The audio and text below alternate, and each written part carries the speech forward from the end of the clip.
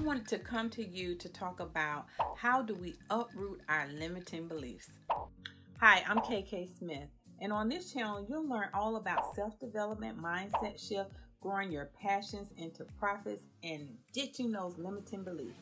So today I wanted to talk about ways in which we have really deep-rooted beliefs.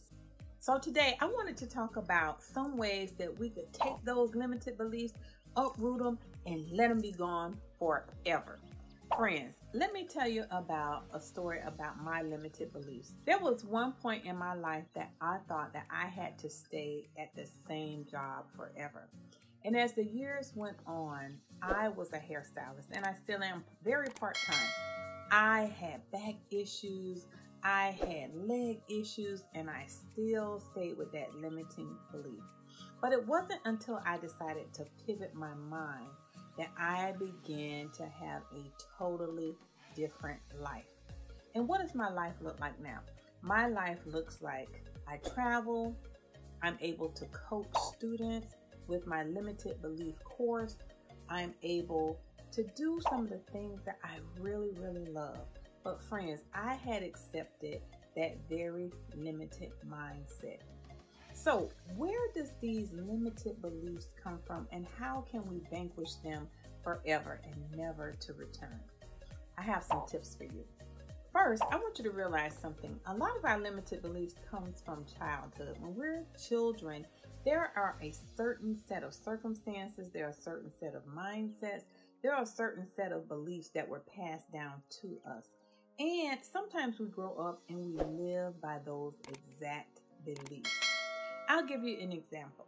In this day and age, we live in the digital age, and there are so many entrepreneurs, friends, in the digital age. Well, a long time ago, there was a belief that you had to stay at a job for 30 years, for 40 years, for even 50 years.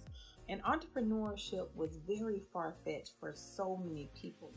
But now we have so many things that we can do through entrepreneurship that you can basically create your own job. So that was a very limited belief by people that decided to face those beliefs and ditch them forever. Another thing that I would tell you to be mindful of in limited beliefs are pay attention to the language that you have on the inside.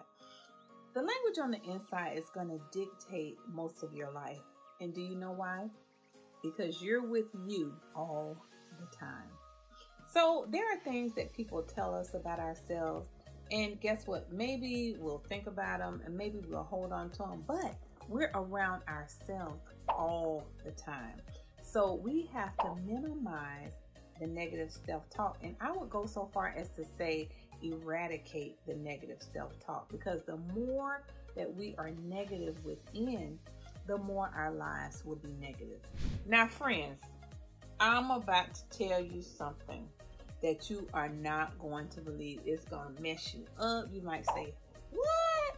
Yes, I'm going to tell you something that you might not have ever considered.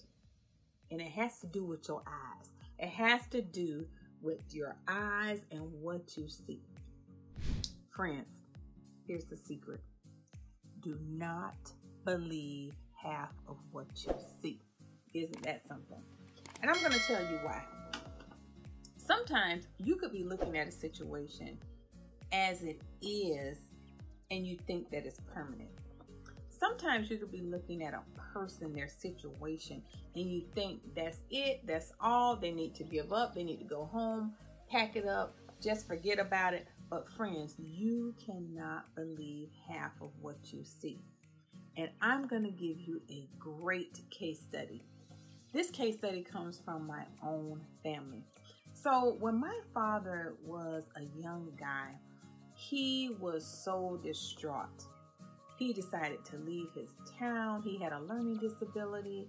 He couldn't get a job. So he decided to pick up and just leave his hometown. He was so distressed. He was so just depressed, actually. But he had this burning desire inside of him to go back to school. And so years later, when he was 27 years old, when all of his friends were done with college and into their careers, he decided to go back to school. Now, he couldn't read. Think about that. Also, he wasn't satisfied with that. He went back to school and he obtained his master's degree.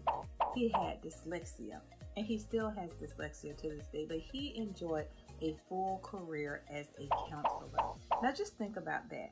If he believed what he saw within himself at that moment, he would have stopped. He would have given up. So a great key to not giving up is stop believing what you see in the moment. God has so much for us, and it might not be right here, right now in this moment, but if you decide not to give up and keep getting back up again, I promise you that you will have success if you don't believe your eyes. Another spiritual practice that I absolutely love is asking myself, where am I right now? Where are you right now? Are you 10 years ago? Are you 20 years ago? Are you 5 years ago? Are you a day ago? Are you 10 minutes ago? A lot of times we do not survive in the present moment. The present moment is happening and we're somewhere else. We're totally upset. We're totally distraught or depressed because we're not in the actual moment. Friends, we have got to stay put in the actual moment. What is happening now? Okay, now when that happens, we have to let that go as well. So this is a spiritual practice, and it's also a big part of consciousness. If you study consciousness, you will know that being present is one of the greatest spiritual practices. And do you want to know why? Because it allows us to move on to the next moment. It allows us to let things go, and it allows us to really pay attention to what's behind our thoughts. Another way to change a deep-rooted, self-limiting belief is challenge what you have received from other people. What types of mindsets and systems, if not from our families, just simply from other people? What types of things have we allowed ourselves to be influenced by? So if you're on a shopping trip, do you really need another pair of shoes? Or is your friend telling you, girl, you better get those shoes? When you're out to eat, do you really want or need that dessert? Maybe you do, but maybe you don't. Maybe you're watching what you're eating, and maybe you're sticking to your values that week. But maybe you're with someone who says, go ahead, you can do it. So a lot of times, living our best lives and having abundance in our lives requires us to pay attention to who are we being influenced by, even if it's something very positive, even if it's something or someone that we really admire and really love. Pay attention to those types of influence. Here's some food for your soul and fuel for your life. I have a podcast, and at the end of every show, I ask my guests 3 questions. So I'm going to end this video with some food for your soul and fuel for your life. Think about this. What are you thinking about? I want you to think about that until next week. Comment below. What have you gotten value in this video? What has changed your mind?